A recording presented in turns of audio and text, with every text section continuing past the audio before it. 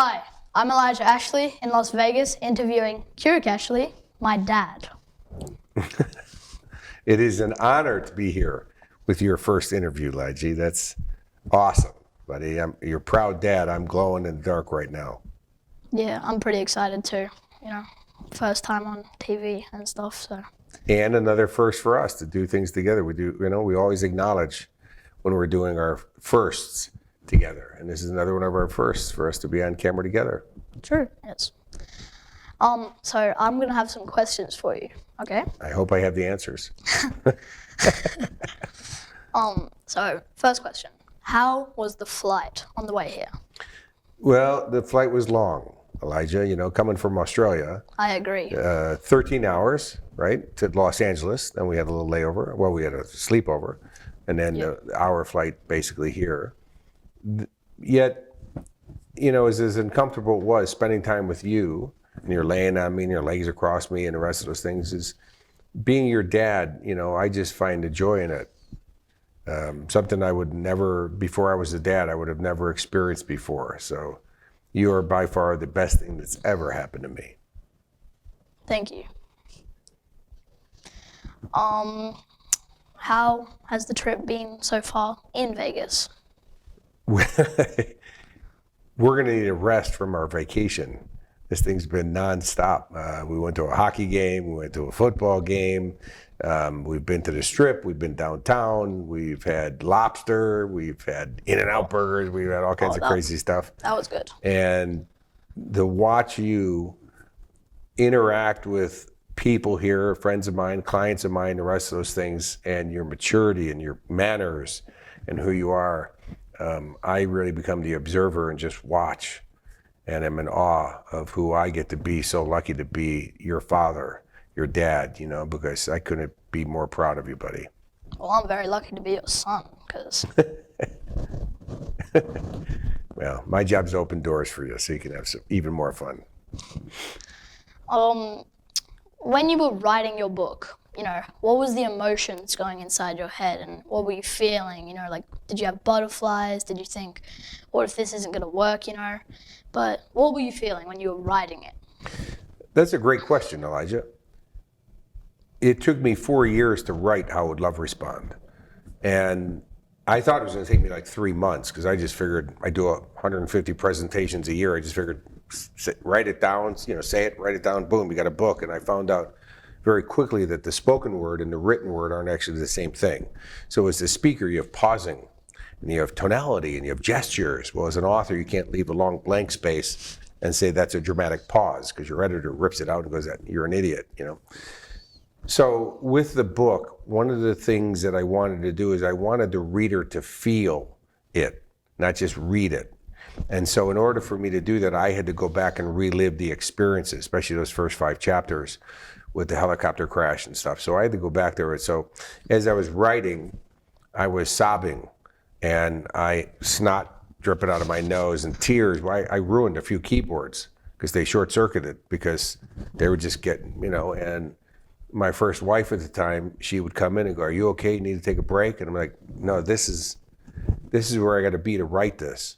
And as people read the book, they get transported into that experience with me. And that's what I wanted. I wanted people to feel that. And when people read it, even if they don't know me, then they meet me, they go, "Oh my goodness, as I read your book, I could hear your voice, and it sounds exactly like you do live." And then when you listen to the audio version of it, it's even more powerful, because it's my interpretation of what I wrote and what I was feeling. That's a great question, Lindsay. Thank you. I definitely heard your voice when I was reading it, and I still am reading it, but... Yeah, well, again, how lucky am I that my son chooses to bring my book to school to read during your reading time. And that was on your own accord, but that's how blessed and lucky I am that you're my son, because you're certainly not a normal 11-year-old. Well, now that you've told us about your emotions, right, what were you thinking? What made you want to write? What was your thinking of knowing what to write? That is a really powerful question. It was the title. I was coaching a client I had in Sydney, and I was working with him on something, and I said, talked to him about Your identity is the most powerful thought you can have because it creates your beliefs. Your beliefs create your behaviors. Your behaviors are shown through your actions, and your actions produce your results. In the scriptures written by Mary Magdalene that were found in the Dead Sea Scrolls, she doesn't refer to Jesus as the Messiah. She refers to him as the love. The Bible says if you do not know love, you do not know God, because God is love. So that's the most powerful force in the universe. And by the way, as I became a parent and you have a child, you realize how powerful love really is. You know, when I watched your mom suffer for 16 hours of labor, and in the moment you came out, she looked at you and she went from unbelievable pain to unconditional love in a millisecond. You know, so our mom taught us the most valuable lesson up front, which is transformation. That you can take the worst case scenario and turn it into something beautiful through unconditional love. So I put all those pieces together and I said, imagine if you identified yourself as love. How would love respond? Would love allow you to stay poor? Would love be a drug addict? Would love smoke cigarettes? Love doesn't operate that way, and that's not how love responds. And as soon as I said it, I said, oh my goodness, I need to write that book because I have to explain that question. And that's the whole book, like it's the title. And if people get nothing else out of the book but the question, which is the title, it's everything. It's just the book takes you through a journey so that you understand the power of that question and all the pieces of it so that you start bringing it into your own life. Because every issue we have in this lifetime, buddy, is a self-love issue. I mean, if you really loved yourself, would you allow yourself to struggle or stress or be in an abusive relationship or live unhappy? That's not how love responds. Love would want you to have everything and want everybody else to have everything. Cool. When, like, I was born, right? How did you know how you were going to raise me? Did you, like, think you were going to raise me a certain way and then did it a different way, or, like... I think it's about being flexible and fluid, Lige, because, you know, I knew who you were long before you came out, because every time I talked to you through your mom's tummy, you would punch me or kick me in the face. And so I said, I know who's coming. This kid, if I try to force against force with this kid, he's going to win. So I'm going to really learn mental Aikido, you know, to connect, to blend and redirect energy, you know. So as I've told you since you were little boys, my job's not to have you fear me. My job's not to be your boss.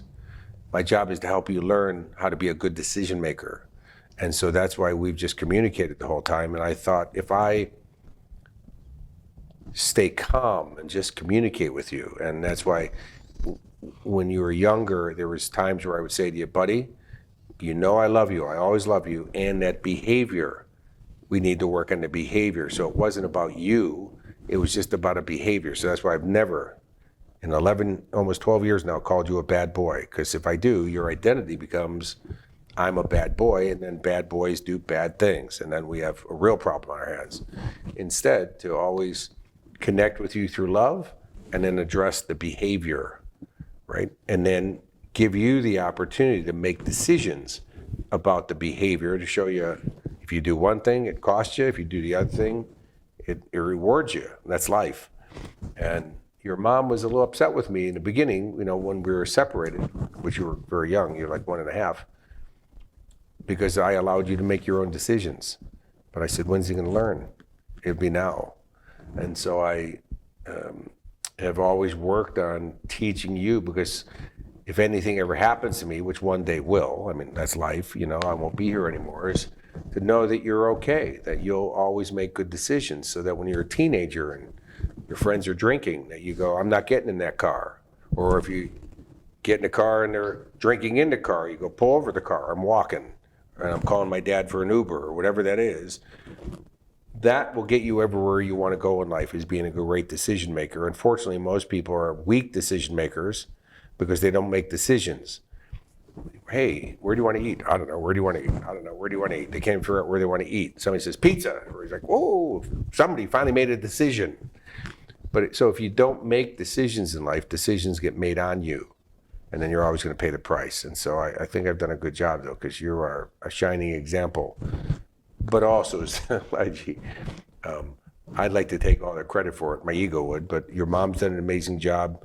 But we also had this amazing young man who was already amazing. So to me, you're not an average young man. You're there's something really beautiful and special about you, and you've been very intelligent from day one. When your mother, my grandma, told you to have babies, what was going through your mind when she said that? Like, what were you thinking? As you know, your grandma was dying of cancer. Now, your grandmother's quite funny. So I'm in Australia. Your mom, my brothers, your uncles called me and said, Mom's in bad situation. She's in bad shape. So I got my mom on the phone, and she says, save your money. Don't pay for a plane ticket. I go, Mom, I'm coming. Just don't die, right? Just hang on. And so I got there, and the first day, buddy, I saw your grandmother, and she was in bad shape. She was in a hospital, and she had cancer. And, being her son and that being my mom, I cried.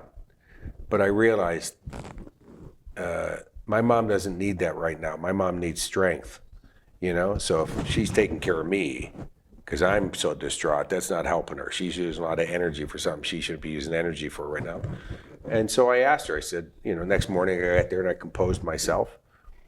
And we spent 10 beautiful days together and we had fun because I said, how do you want to do this? You want to feel bad and why me? Or do you want to enjoy it and have fun? She said, having fun sounds way better. So that's what we did. Your mom gave her a manicure for like 3 hours because my mom had vanity. She wanted to go to heaven with nice looking nails. I balanced her checkbook. And then that last day, she was out of energy, and I was the first one to get to the hospital. And she was basically unconscious, and they brought her back to the emergency room. And your mom and I were the only ones allowed in there because there's only 2 guests. Sat there with her for maybe 4 hours, and then she just opens her eyes and says, "Have babies." I'm like, now? You gotta bring this up now, Mom, all these years? You keep bothering me about this? I said, the funny thing, Mom, this time in the hospital with you, I had this conversation with myself. I'm ready.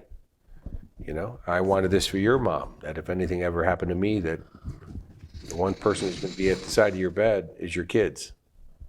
Because your partner might be gone or whatever, but if you're a good parent, your kids will be there. So I wanted to make sure, loving your mom as my wife in those days, that she had that. And I had that conversation.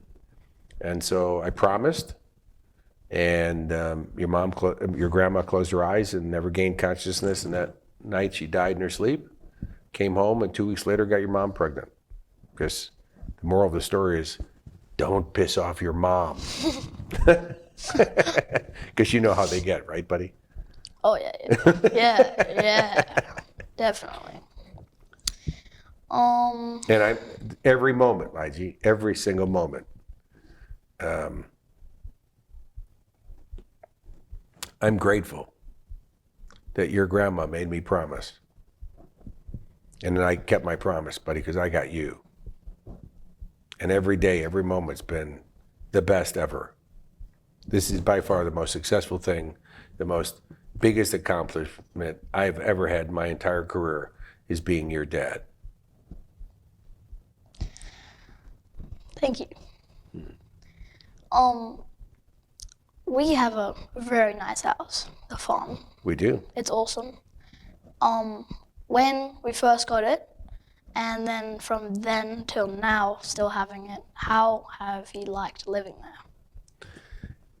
Lige, growing up in Chicago and then living in LA since I was 18 years old when I moved there by myself, I found that when you live in the mass, it's easy to lose yourself.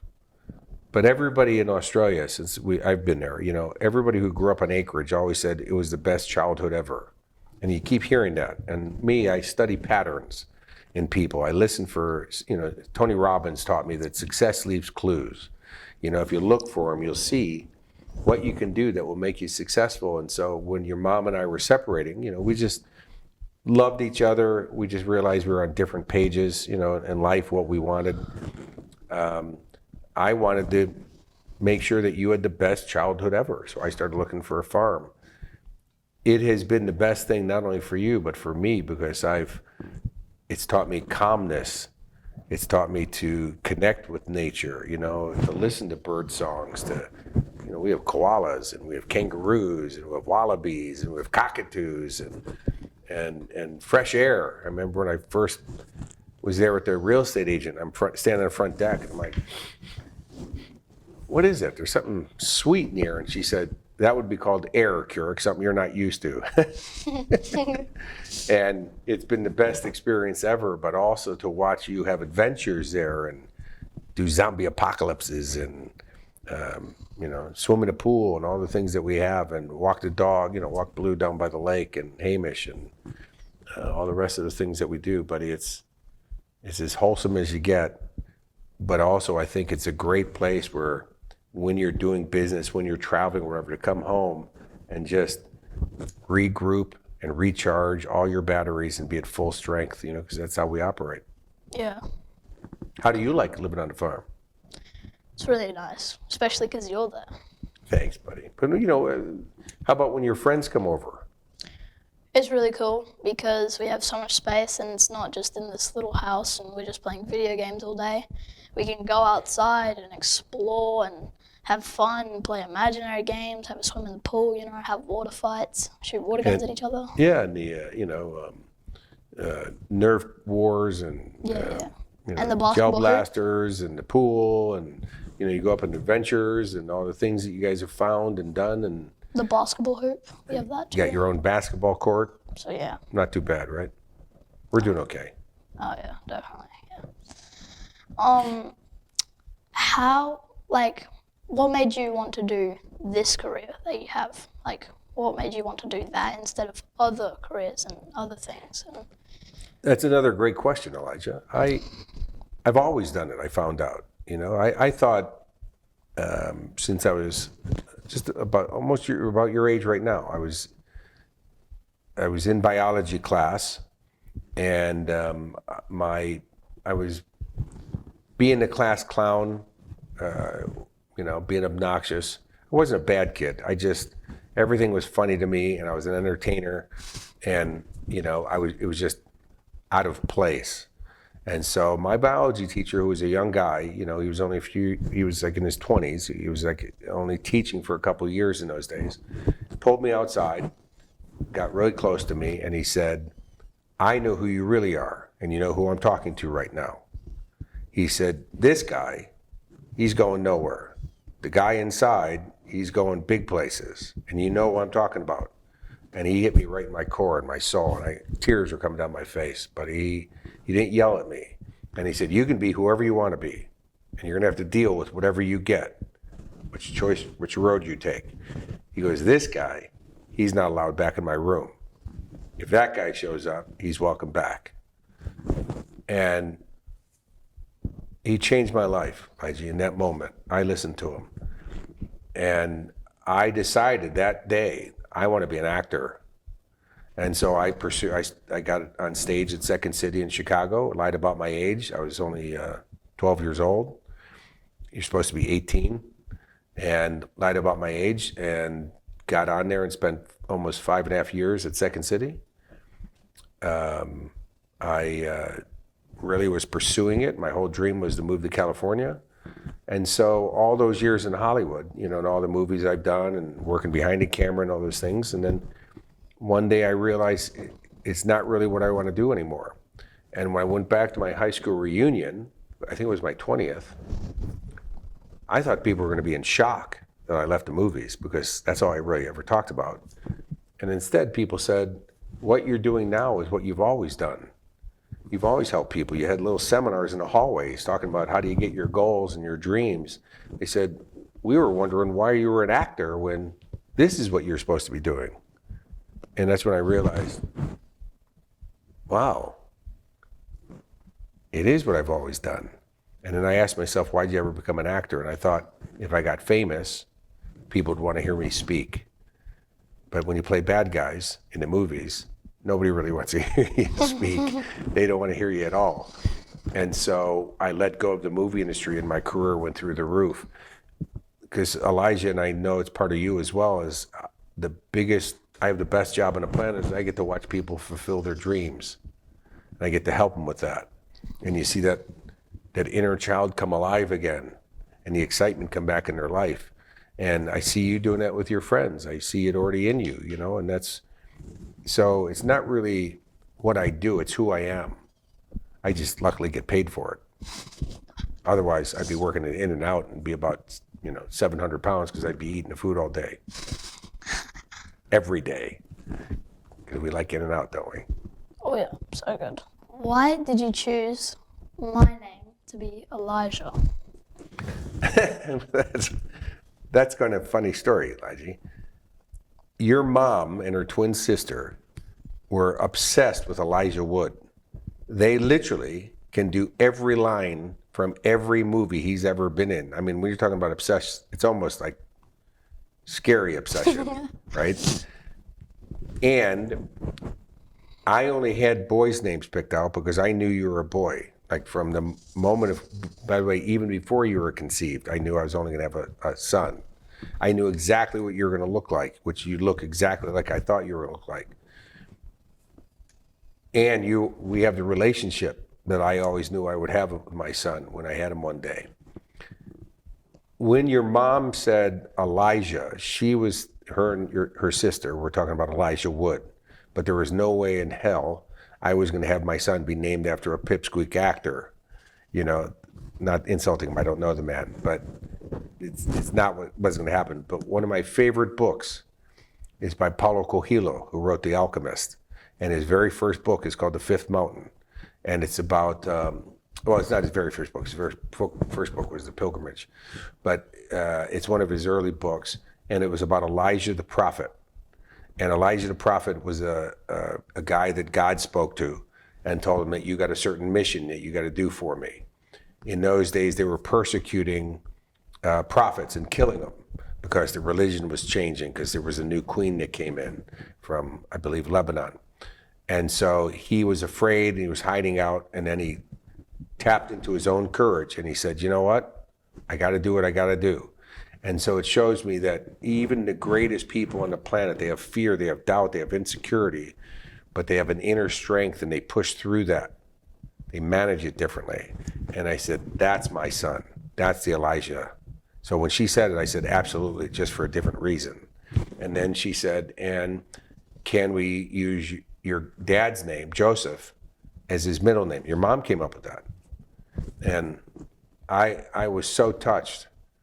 And just so you understand, Elijah, your mom already knew she was leaving the marriage when she was in the hospital with my mom, and she gave me you anyways. And the most beautiful gift ever, that your mom, even though she was leaving the marriage, still willingly got pregnant to have you, because she said that if it's not her, because of my age, I probably won't have the chance again.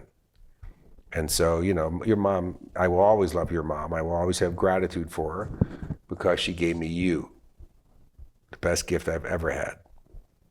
Thank you for being here, Dad. And thank you for letting me ask some questions, and thank you for answering them. My pleasure, Elijah. I'm Elijah Ashley, and I'll talk to you next time.